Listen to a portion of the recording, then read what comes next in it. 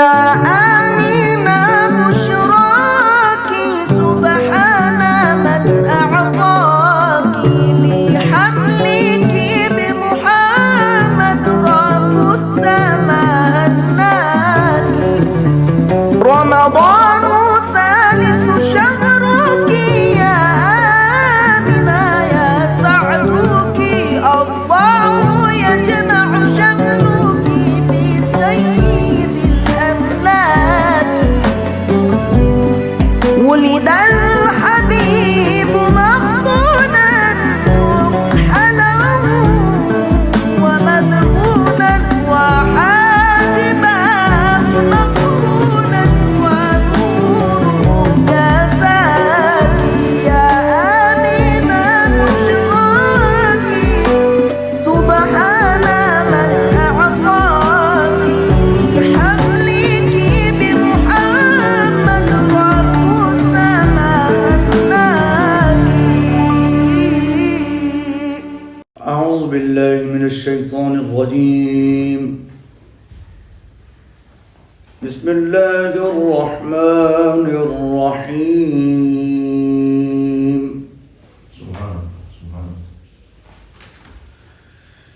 شهر رمضان الذي أنزل فيه القرآن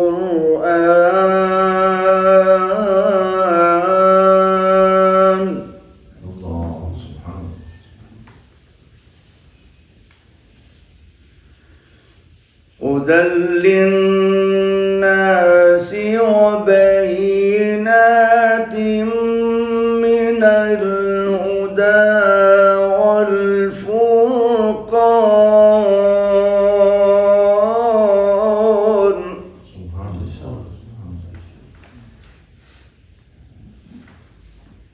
فمن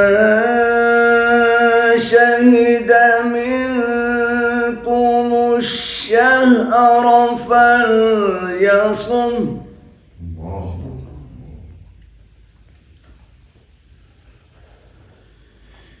ومن كان مريضا أو على سفر فعدة من أيام أخر. ما شاء الله سبحان الله سبحان الله ما شاء الله. يريد الله بكم اليسر ولا يريد بكم العسر.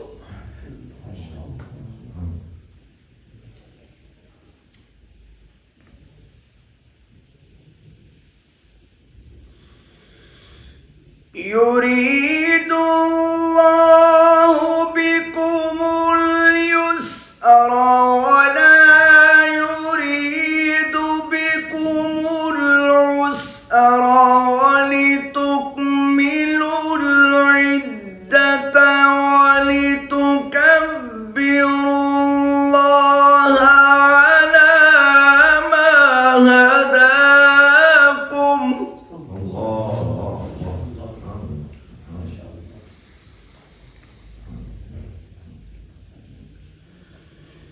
ولتكملوا العدة ولتكبروا الله على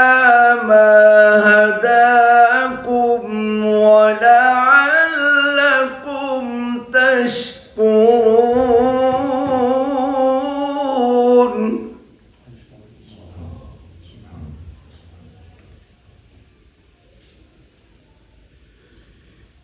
وإذا سألك عبادي عني فإني قريب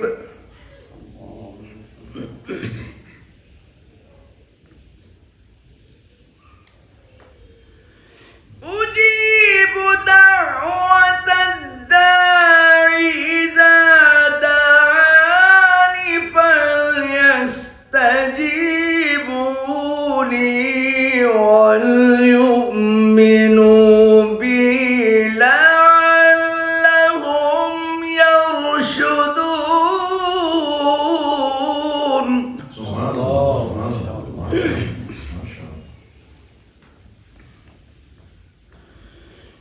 وَلِتُكْمِلُوا الْعِدَّةَ وَلِتُكَبِّرُوا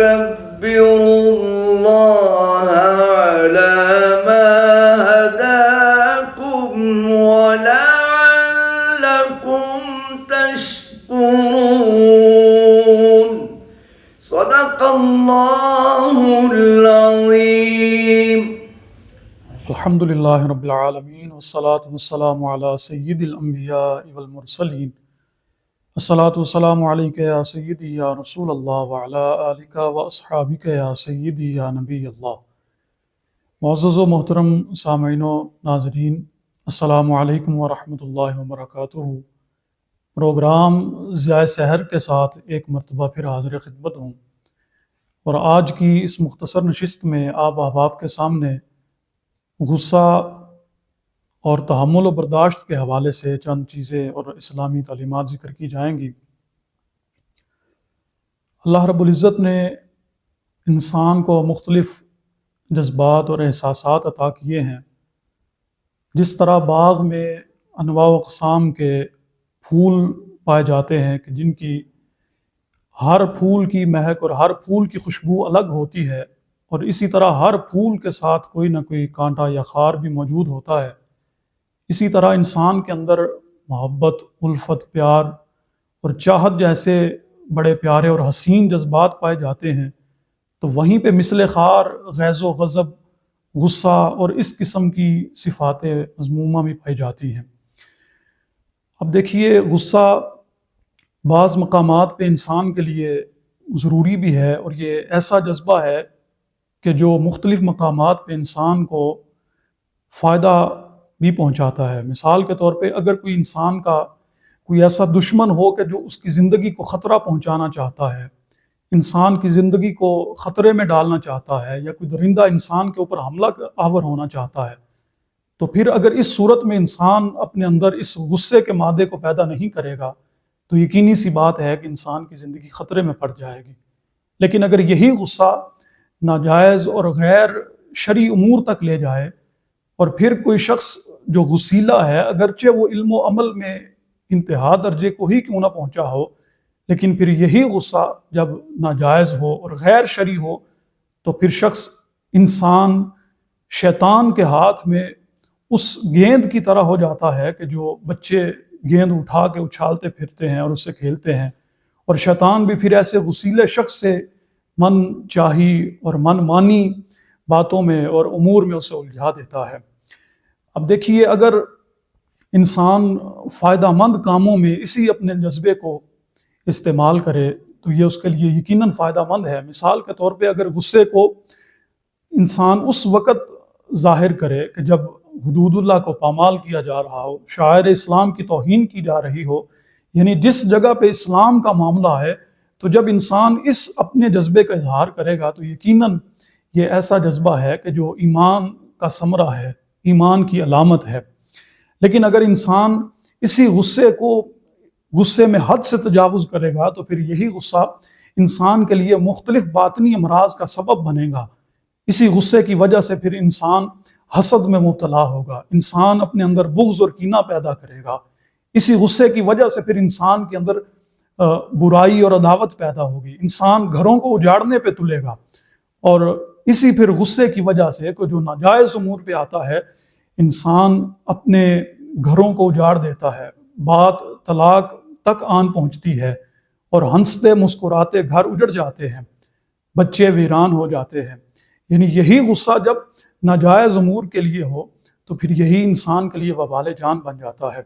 اب دیکھیے، اسی غصے کو ہم چاہیں تو 3 اقسام میں ہم تقسیم کر سکتے ہیں. ان میں سے پہلی تقسیم کے اعتبار سے اگر دیکھا جائے تو ہم اسے کہہ سکتے ہیں کہ پہلی قسم قابل تعریف غصہ ہے. اور یہ ایسا غصہ ہے کہ جب کسی انسان کے سامنے شاعر اسلام کی معاذ اللہ توہین کی جا رہی ہو تو پھر انسان جب اپنے اس جذبے کا اظہار کرے تو یہ انسان کے ایمان کی پختگی کی علامت ہے. لیکن اگر انسان اس مقام کے اوپر بھی کہ جب حدود اللہ کو پامال کیا جا رہا ہو، انسان اور بندہ مومن کے سامنے معاذ اللہ تعالیٰ کے احکامات کی دھجیاں اڑائی جا رہی ہوں، اور پھر بندہ مومن اپنے اس جذبے کا اظہار نہ کرے تو یقیناً یہ ایمان کی کمزوری کی علامت ہے۔ اور یہاں پہ قرآن مجید کی ایک مثال ذکر کرنا چاہوں گا کہ اللہ رب العزت نے حضرت موسیٰ علیہ السلام کے بارے میں فرمایا وَلَمَّا رَجَعَ إِلَىٰ قَوْمِهِ غَضْبَانَ أَسِفًا، فرمایا کہ جب حضرت موسیٰ علیہ السلام کو پتہ چلا کہ ان کی قوم گمراہی کے گھٹا ٹوپ اندھیروں میں گر چکی ہے اور انہوں نے بچڑے کو اپنا معبود بنا لیا ہے، اور جن کاموں کو اللہ تعالیٰ نے حرام قرار دیا وہی کام حضرت موسیٰ علیہ السلام کی قوم میں آن پڑے ہیں، تو پھر حضرت موسیٰ علیہ السلام نے اپنی قوم پہ غم و غصے کا اظہار کیا۔ یعنی اللہ کے پیارے نبی ہیں، تو یہ جو غصے کی قسم کا اظہار ہو رہا ہے یہ قابل تعریف غصہ ہے۔ اسی طرح اگر ہم حضور نبی رحمت صلی اللہ علیہ وسلم کی سیرت مبارکہ کو دیکھتے ہیں تو ہمیں جگہ جگہ پہ تحمل و برداشت کا مظاہرہ نظر آتا ہے کہ حضور اپنے دشمنوں کو بھی معاف فرما رہے ہیں، بھائی چارے کا پیغام دیا جا رہا ہے، معافی کا اعلان کیا جا رہا ہے۔ حضرت ام المؤمنین حضرت عائشہ صدیقہ رضی اللہ تعالی عنہا فرماتی ہیں کہ واللہ ما انتقم لنفسہ فی شیء، کہ حضور نبی رحمت صلی اللہ علیہ وسلم نے کبھی بھی اپنی ذات کے لیے کسی سے انتقام نہیں لیا، کسی سے بدلہ نہیں لیا، لیکن آگے ارشاد فرمایا حتیٰ تنتہک حرمات اللہ، فرمایا کہ جب اللہ تعالیٰ کی حدود کو پامال کیا گیا، شعائر اسلام کی معذلہ توہین کی گئی، تو فرمایا حضور نبی رحمت صلی اللہ علیہ وسلم سب سے بڑھ کے انتقام لینے والے تھے، سب سے آگے نکل کے بدلہ لینے والے۔ یعنی یہ غصے کی ایک ایسی قسم ہے کہ جو قابل تعریف ہے، اور اس غصے کا اظہار کرنا کہ جب اسلام کے لیے ہو تو یہ ایمان کی علامت ہے۔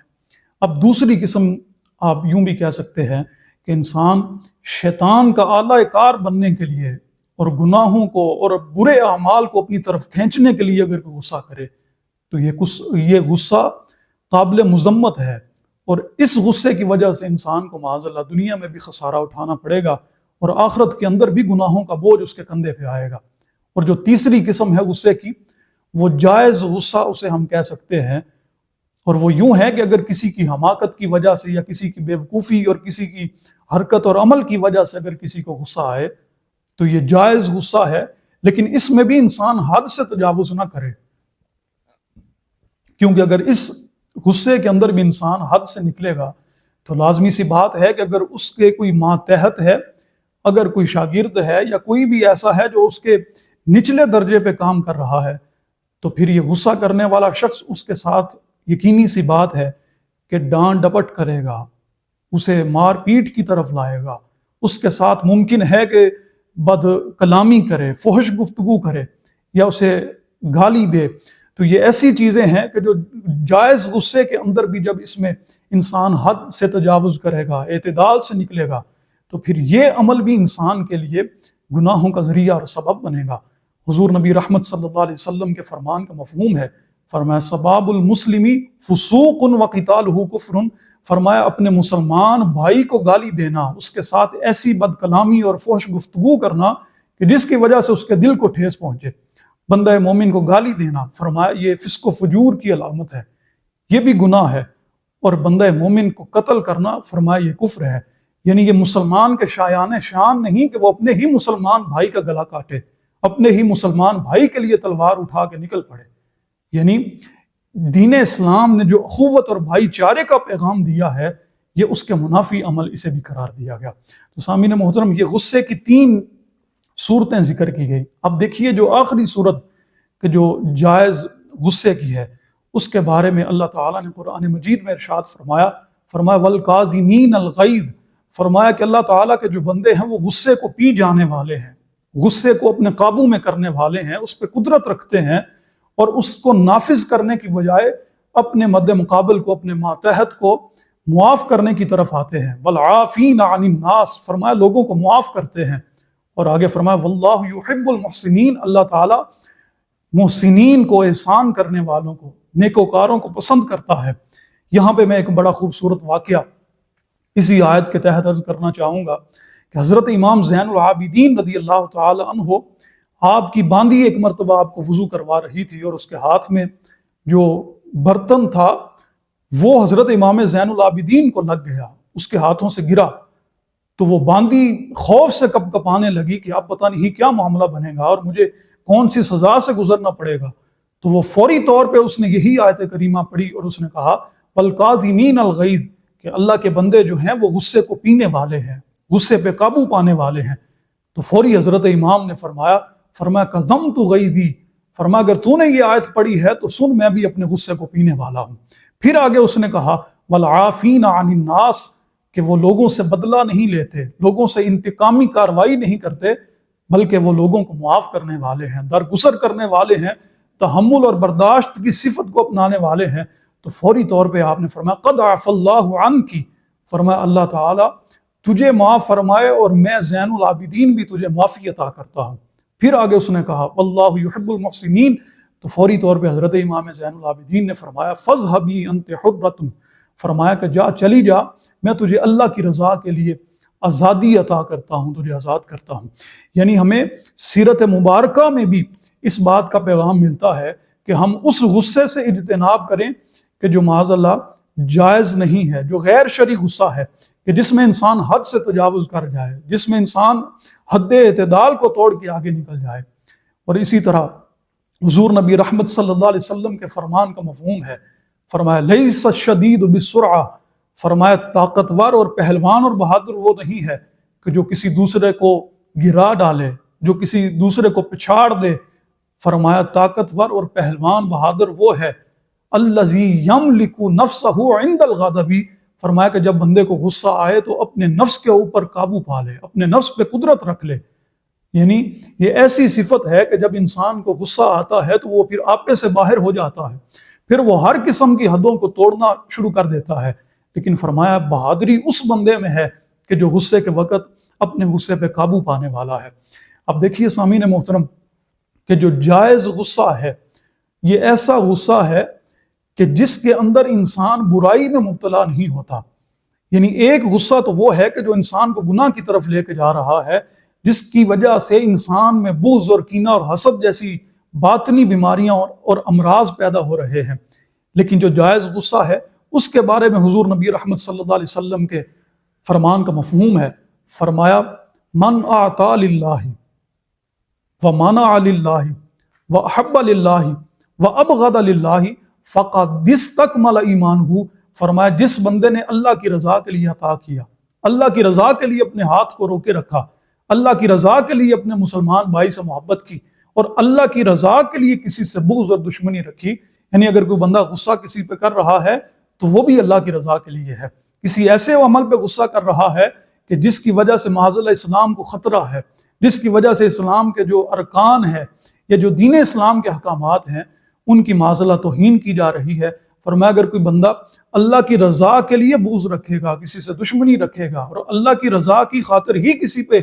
غصہ کرے گا تو فرمایا یہ بندے کے ایمان کی کامل ہونے کی نشانی اور علامت ہے۔ یعنی اس پوری گفتگو سے ہمیں یہ پتہ چلا کہ اگر ہم اپنے اندر اس جذبے کو پیدا کریں، اگر یہ جذبہ ہمارے اندر باہر آنے کی کوشش کرے تو ہم پھر حد سے نہ گزریں، کوئی ایسا کام نہ کریں جس کی وجہ سے معاذ اللہ ہمیں آج دنیا میں خسارہ اٹھانا پڑے، اور ہمیں اس مادے کے اوپر اور اس صفت کے اوپر قابو پانے کی ضرورت ہے۔ آخر کے اندر جو غصے کا علاج حضور نبی رحمت صلی اللہ علیہ وسلم نے ذکر کیا، اس حوالے سے دو چیزیں عرض کرنا چاہوں گا کہ جب بھی کسی کو غصہ آئے تو پہلی چیز یہ ذکر کی گئی کہ انسان فوری پڑھے اعوذ باللہ من الشیطان الرجیم، اور ایک مقام پہ حدیث مبارکہ کا مفہوم ہے کہ جب کسی کو غصہ آئے تو فرمایا فل ارض، کہ انسان جو ہے وہ فوری طور پہ زمین پہ بیٹھ جائے، یعنی اگر کھڑا ہے تو وہ بیٹھ جائے۔ اور ایک علاج اس کا یہ بھی ذکر کیا گیا، حضور نبی رحمت صلی اللہ علیہ وسلم کے فرمان کا مفہوم ہے، فرمایا ان الغضب من الشیطان، فرمایا یہ جو غصہ ہے یہ شیطان کی طرف سے ہے، وان الشیطان خلق من النار، اور یہ شیطان آگ سے بنایا گیا ہے، وانما تطفأ النار بالماء، جب آگ کو بجھانا ہو تو اس کے لیے پانی کو استعمال کیا جاتا ہے، پانی کی ضرورت پڑتی ہے، یعنی آگ کو بجھانے کے لیے پانی استعمال کیا جاتا ہے۔ فرمایا فَإِذَا غَضِبَ أَحَدُكُمْ فَلْيَتَوَضَّأْ، اور جب کسی کو غصہ آئے، جب کوئی بندہ غضبناک ہو جائے، فرمایا وہ غصہ دور کرنے کے لیے وضو کرے، تو وضو کرنے کی وجہ سے انسان کا غصہ ختم ہو جائے گا۔ تو سامعین محترم، آپ احباب کے سامنے چند چیزیں اور غصے کے حوالے سے اور تحمل اور برداشت کے حوالے سے دین اسلام کی تعلیمات کا ذکر کیا۔ یہ اس وجہ سے ہے کہ آج غصے کی شدت اور سختی کی وجہ سے لوگوں کے گھر اجڑ رہے ہیں، لوگ فوری طور پہ اپنی دوستیوں کو ختم کرنے کی طرف آتے ہیں، لوگ اپنے معاملات کو سنوارنے کی بجائے قطع تعلقی کی طرف آتے ہیں، حالانکہ ہمیں قطع تعلقی کا کبھی بھی اسلام نے درس نہیں دیا، بلکہ اس کو روکا ہے، اس سے منع کیا ہے، اور ہمیں صلہ رحمی کا پیغام دیا ہے کہ ہم تعلق توڑنے والے نہ بنے بلکہ تعلق جوڑنے والے بنے۔ یعنی ہم اس جذبے اور اس احساس کی وجہ سے ہم اپنی دوستیوں کو ختم نہ کریں، اپنے معاملات کو خرابی کی طرف لے کے نہ جائیں۔ حضور نبی رحمت صلی اللہ علیہ وسلم کے فرمان کا آخر میں ایک مفہوم بیان کرتا ہوں۔ حضور نے فرمایا کہ جس بندے میں 3 خصلتیں اور 3 یہ صفات اور عادات پائی جائیں گی، اللہ تعالیٰ ایسے بندے سے آسان حساب لے گا اور اپنی رحمت سے جنت میں داخلہ عطا فرمائے گا۔ تو صحابہ نے عرض کیا یا رسول اللہ وہ کون کون سی ہیں؟ فرمایا تعطی من حرمک وتصل من قطعک وتعفو عمن ظلمک، فرمایا کہ جو تجھے محروم رکھے تو اسے عطا کر، جو تجھ سے تعلق اور ناتا توڑے تو اس سے اپنا تعلق جوڑ۔ یعنی ہم تعلق توڑنے والے نہ بنے بلکہ تعلق ہمیشہ جوڑنے والے بنے۔ ہم دوستیاں جو اسلام کے نام پہ ہیں وہ قائم کرنے والے بنے، ختم کرنے والے نہ بنے۔ اور آگے فرمایا کہ جو تیرے ساتھ برائی کرے تو اس کے ساتھ اچھا سلوک کر، جو تجھ سے ظلم کے ساتھ پیش آئے تو اسے معافی کا اس کے لیے عام اعلان کر۔ یعنی یہ حدیث مبارکہ حضور نبی رحمت صلی اللہ علیہ وسلم نے ارشاد فرمائی۔ تو آئیے ہم بھی اس غصے کو پس پشت ڈال کے، اور اسی غصے کی وجہ سے کہ جب انسان اس بوجھ کو اپنے کندھے پہ اٹھائے رکھتا ہے تو پھر انسان کے اندر جہاں دیگر برے جذبات اور احساسات پیدا ہوتے ہیں اور گناہ کے جذبات پیدا ہوتے ہیں، تو وہیں پہ انسان نفسیاتی طور پہ، جسمانی طور پہ بھی بیماریوں کے شکار ہوتا ہے۔ تو آئیے ہم غصہ اور اس قسم کے دیگر جذبات کہ جو ہماری باطنی اور جسمانی امراض کا سبب اور ذریعہ بن رہے ہیں، ان کو دور کر کے اللہ تعالیٰ کی رضا کے لیے ہم تعلق جوڑنے والے بنے، تعلق توڑنے والے نہ بنے۔ اللہ تعالیٰ ہمارے یہ آج کی حاضری بھی قبول فرمائے اور ہمیں دین اسلام کی تعلیمات پہ عمل پیرا ہونے کی توفیق عطا فرمائے۔ آمین والسلام۔ مر کے اپنی ہی اداؤں پہ امر ہو جاؤں، مر کے اپنی ہی اداؤں پہ امر ہو جاؤں، مر کے اپنی ہی اداؤں پہ امر ہو جاؤں، ان کی دہلیز کے قابل میں اگر ہو جاؤں،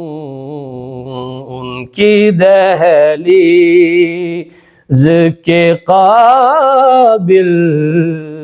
میں اگر ہو جاؤں، ضرب دوں خود کو جو ان سے تو لگوں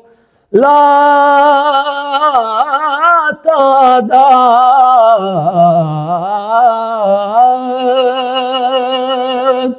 ضرب دوں خود کو جو ان سے تو لگوں لاتعداد، وہ جو مجھ میں سے نکل جائیں صفر ہو جاؤں، وہ جو مجھ میں سے نکل جائیں صفر ہو جاؤں، زندگی نے تو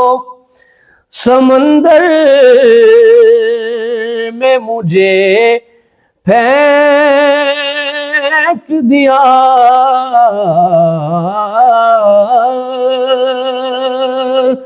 زندگی نے تو سمندر میں مجھے پھینک دیا، اپنی مٹھی میں وہ لے لیں تو گوہر ہو جاؤں، اپنی مٹھی میں وہ لے لیں تو گوہر ہو جاؤں۔ اور میرا محبوب ہے جو راہبر کون و مکان، میرا محبوب ہے جو راہبر کون و مکان، میرا محبوب ہے جو راہبر کون و مکان، جس کی آہٹ بھی میں پالوں تو خضر ہو جاؤں، جس کی آہٹ بھی میں پالوں تو خضر ہو جاؤں۔ آرزو اب تو مظفر جو کوئی ہے تو یہ ہے،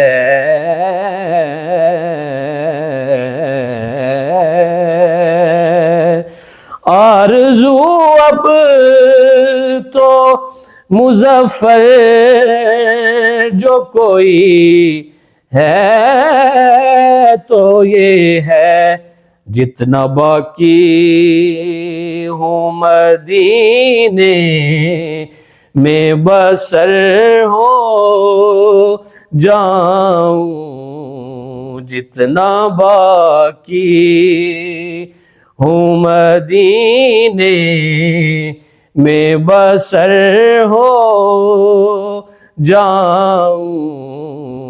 ان کی دہلیز کے قابل میں اگر ہو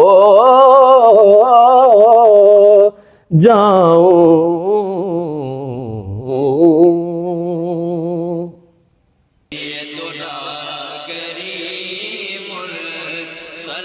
دارالعلوم محمدیہ غوثیہ بھیرا شریف دینی اور عصری تعلیم کا بے مثال ادارہ ہے،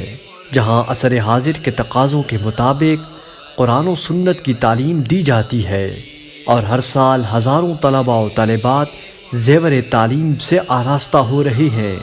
رمضان المبارک کے بابرکت لمحات میں زکوٰۃ و صدقات اور مالی تعاون